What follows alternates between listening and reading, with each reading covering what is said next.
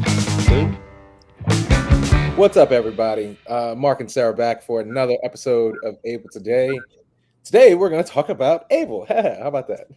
Surprise, surprise. We're back talking about Able. Back talking about Able, but no, really operationalizing Able accounts and really using them to their full capacity is something I don't think we've really talked about in depth. We've talked a lot of face level basics like qualified disability expenses. But today's conversation with today's guest is going to be really intentional about his journey to buying a home. Right, Sarah? Absolutely. I told him when we recorded this episode, pre-recorded it, he was one of probably 10 Able account holders that I'm at least aware of in our short time here of having Able available. That I know that has saved up enough money to purchase his own home out of his Able account. I mean, does it get better than pursuing the American dream than that for a person with a disability? Sure. I don't think so. I think that's the cream of the crop right there. You covered it. The American dream, buying a home. But our guest, Daniel Garcia, who's blind, used his Able account, again, to pay for part of the down payment, which is often one of the hardest parts of the home buying process. Plus, Daniel not only bought a house, but he did it in 50 days. That's pretty remarkable in today's market and red tape and process driven world, Sarah. Especially in the Kansas City real estate market, Mark. I mean, it's a tough one out there. Those homes go before the sign's even in the yard. I bet. Well, that's not just a Kansas City and Kansas problem. This happened, I think, all across the country now with the home shortage. But as you mentioned, Daniel lives in Kansas City, Missouri. That's specific. You gotta that state line. You're learning, Mark. Got that dividing line. And Sarah, you should be very happy about that. I'm sure you are, right? Oh, of course. So he moved to Kansas City on March 3rd, 2014, and then started working for the Internal Revenue Services on March 10th. Daniel doesn't waste time, and as he will point out to you, he considered himself lucky because he is a part of the 30% of blind people who are employed. Daniel also gives back to the blind community. After less than 6 months of living in Kansas City, he joined the local branch of the National Federation of the Blind. He has worked diligently and consistently with the NFB, and today he is the president of the Kansas City chapter of NFB, and also a second vice president for the national organization. That's really impressive. Daniel is also a writer and recently wrote an article, How I Became a Blind Homeowner in 50 Short Days for the NFB, which we are going to talk about today. Amazing. It's been really fun. And Mark, as you know, I got to join Daniel for this interview in person. So are we ready to bring him on the show? No better time. Welcome to the show, Daniel Garcia. What's up, man? Well, thank you for having me here. I'm very thrilled that you wanted to find out about, how I used an Able account to purchase a house. I'm just absolutely thrilled. I'm very happy to share. Well, we're super interested in having this conversation holistically, I think, and giving our audience an understanding of your experience with Able and how you've leveraged it to purchase a home and everything else that you do in life. Ain't that right, sir? This is so exciting. And Daniel, thanks for allowing Yes. me to be here in person and Yes. to see your home that you purchased out of an Able account. This is a little unconventional Yes. for Mark and my podcast that we tend to do this all virtually. So to see something that's so tangible, Mark, in action is pretty exciting. Great way to kick off the week. Great way to kick off the week. Let's start there. The National Federation of the Blind has had a long-standing partnership with Able Today, as well as just the Able Act in general, with the long-standing support that you've had. But tell us a little bit about how you got involved with NFB. Well, I'm originally from Michigan, and back in 2011, I went to the Kalamazoo Training Center for the Blind, and that's just to learn what we call skills of blindness, like how to use a cane and braille, and how to use a computer with speech, and how to take care of an apartment and cook and all that. So I went to the training center, and it turns out that the person who was running it, the director, was a longtime member of the NFB, and I was wondering, how after I'm done here, what am I going to do? How am I going to keep in touch with the blind community? And of course, she couldn't come out and say, join the NFB, because she just couldn't. But she was explaining about the different consumers organizations, and then I read up on the NFB and the ACB, and I decided, hey, I want to join. And when I came to Kansas City, I just joined. I sought out the NFB, basically. That's awesome. Yeah. You sought them. They Yeah. didn't seek you. Instead of them having to recruit me and all that, no, I went to a chapter meeting. Hey, That's the best way to get involved, right? Yeah. Mark? Yeah, yeah. That's the way to do it right there. Jump right in. Yes.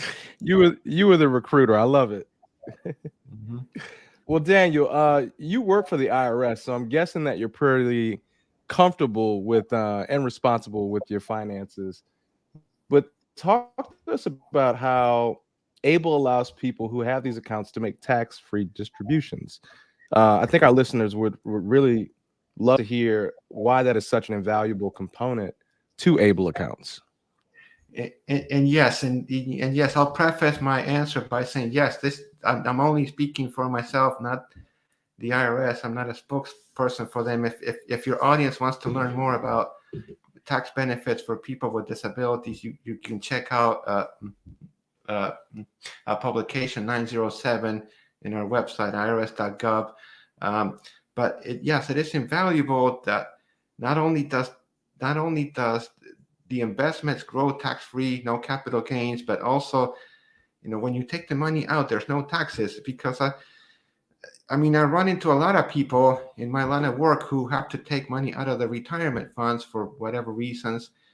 And either they don't realize they have to pay taxes, or they don't withhold enough, and there's an early withdrawal penalty. But so this is set up, the Able account is set up more like a Roth IRA or Roth 401k, where no, you don't get to deduct the money up front, but then when you take it out, it's tax-free. It's a great thing. You don't have to worry about, gee, yes, I have a house now, but do I have to pay a boatload of taxes? It's just a wonderful thing. You're not going to be, talking to anybody like me, about having to pay the money back, Your day job. Yeah. Not your evening job. Exactly. But yeah, so I want people to think of it as it being set up as a Roth IRA. It's very similar in its setup. No, you don't deduct the money at the federal level, but when you take the money out, it's tax-free. And of course, some states will allow you to deduct money, so you can check with your state on that. We have a great resource on that. We often say, Daniel, that the Able accounts provide for a person with a disability this ability to move from like a monthly financial plan to a lifetime financial plan. So talk to us a little bit more about your journey to home ownership through your Able account. Like, when did you start saving? How long did it take you to make this beautiful home a reality? Well, I started saving I know the date, November 15th of 2021. That was the first time I put money in, because I was done paying with my student loans. When COVID hit, the government said, oh, you don't have to pay your student loans. We're going to freeze interest rates. And I said, no, forget it. I'm going to keep paying. And if there's no interest, I'm going to just pay this off as soon as I can. And then once I had that extra money, I thought, oh, I need to pay myself. And so I figured out how to open an account. I had to line up all the paperwork to show that I was disabled before 26 and all that. I think it's changed since then, but back then you had to be disabled before 26. And I had lined up all the paperwork, opened the account, started putting money in as much as I could. After I paid the bills, just put as money in. And I really wanted to save a specific amount, and I thought it was going to take me to 2025 or 26, but, of course, plans change. 2.5, 3 years to home ownership. Yeah. That's pretty fast Yeah. for anyone. That's fantastic. Yeah, dude. Like, we need the Kelly Blue Book on how you did this, man. Well, Mark That's needs really some good. I mean, I I'm need lucky to tips. Yes. I'm lucky to have a good paying job. I mean, I am lucky, in that sense. So yeah, I was able to save us a lot, So Yeah. Well, Dan, you were sort of forced into making the decision to buy a home, though, right? Or at least you decided you didn't want to simply move into another apartment. So tell us about like what happened and what you were thinking when you decided to go ahead and search for the home and like really pull the trigger. well, February 26th, it was a Monday. I was walking into a doctor's appointment, and I got this email saying, "Oh, we're not going to renew your lease, and we're going to remodel the apartments, but you can move into another apartment, but if not, you have to leave by December 31." I was like, okay, so upset. And of course, when they took my blood pressure that day, it was very sky high, you know. So I thought, oh, gee, I'm not going to just go through the hassle of moving just to move a you know, a couple of buildings over. That's ridiculous.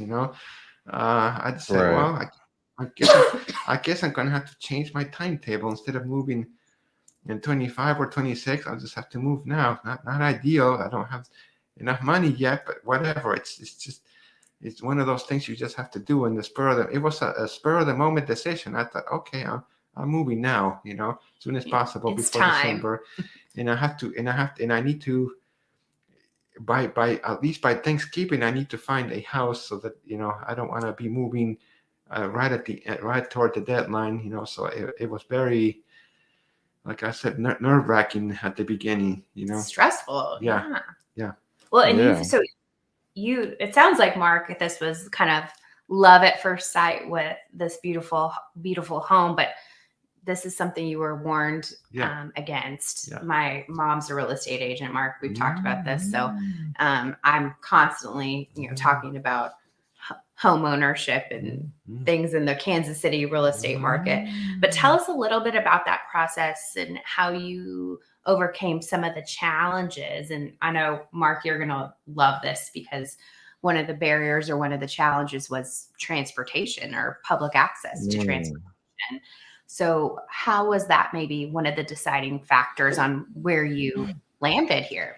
Well, I mean, so basically, in order for people to use the complimentary paratransit service, you have to live within 3/4 mile of a bus line, not necessarily a bus stop, a bus line. A line. Right. The stop can be a little bit further, but if the bus goes within 3/4, you can still use the door-to-door service. And it was a Sunday, and we came here. It was a Sunday, and I thought, and I for sure thought that the bus stop or the line was, half a mile away. And we called, and the person answering said, "Oh no, it's not in the service area." And oh no. And I told my real estate agent, you know what, I don't want to lose this house because this guy doesn't know what he's talking about. And he said, okay, why don't you put in an offer with the provision that you'll find out. Okay. So I put in an offer. We put in an offer, and then the next day I told my boss I needed to take some time off work, find some, I told him what was happening, and I talked to a couple of people here in the Kansas City area, the transit authority, and a couple of people said, yeah, it's in the service area, it's fine. Of course, standard disclaimer, things, bus lines could change, blah blah blah, but this bus line, it goes to the airport, so it's probably going to stay the same. And so I just decided that I would go forward with the purchase. Just jumped 2 feet in. Yeah, just 2 feet in. I mean, it's but yes, so yes, that was one of the deciding factors, of course. Having adequate transportation nearby. Yeah, makes perfect sense. It's a great location. And yeah, Mark, we've talked about this too. We have a brand new airport. So yes, that's probably not going to change, Daniel. Yeah. I think that was good. Yeah. Good advice.